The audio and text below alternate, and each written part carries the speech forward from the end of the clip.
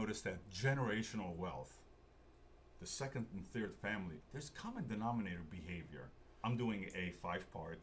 I did part 1, this is part 2 now. On part 1 we talked about posture, we talked about presence, being loud, we talked about health as an investment. These are generational wealth, and how it relates to our beautiful brand of this beautiful candle is what we were talking about, because that's the premise of this white collection. That's the premise. So part 2, what are the next 2 behaviors?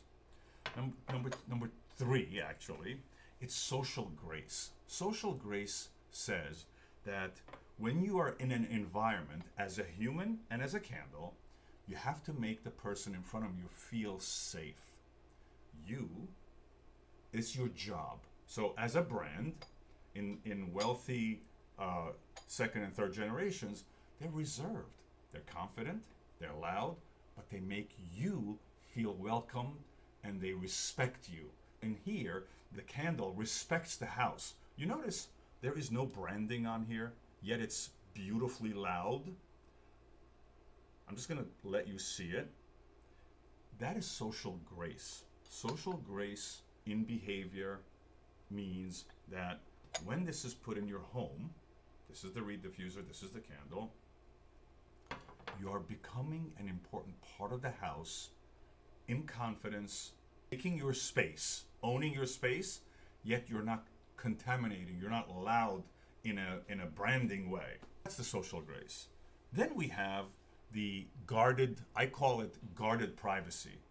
You know very well that second and third generation people, their behavior, they will not tell you who they know, who their friends are, what the house looks like, if they have a beach house, if they have a mountain house, if they have a ski house, what kind of car they drive. The real generational wealth, they don't tell you any of that. So there's a level of quietness. And that quietness, by the way, is very important to have as presence in what I focus on in Thompson Ferrier is in the packaging. You see? The packaging is, from far, you would think it's a white box. But then when you get close, you begin to see the beauty of the texture. It's like clothes, right? When you have beautiful clothes, you can tell from the fabric, from the finish, but it's not screaming. That's the social grace and privacy, guarded privacy, is the behavior of the ultra wealthy, which, by the way, I'm not saying this is for the ultra wealthy. I'm saying that it's a learned behavior. You really don't need to have $8 billion to behave that way. Being polite, you don't need money for that. Having a beautiful candle, $78, that's all. And this is all sandblasted, hand etched glass right here. Look at the beauty of this.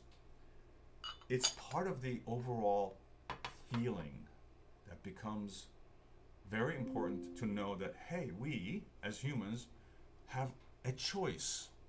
We can be private, we can be confident, we can take care of our health, we can take care of our mental fitness, we can have our environment be where it's not loud yet, but it's commanding. Stay tuned for part 3, 4, and 5.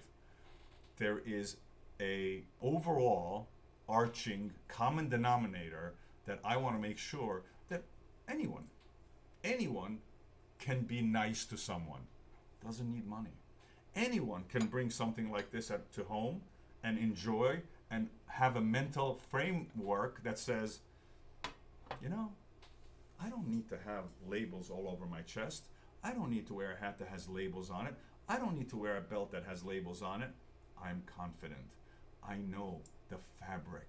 I understand the packaging. I understand the artwork, the artisanal artwork. This is all sandblasted. I understand what I'm getting. That is the subject matter for me. Love you guys.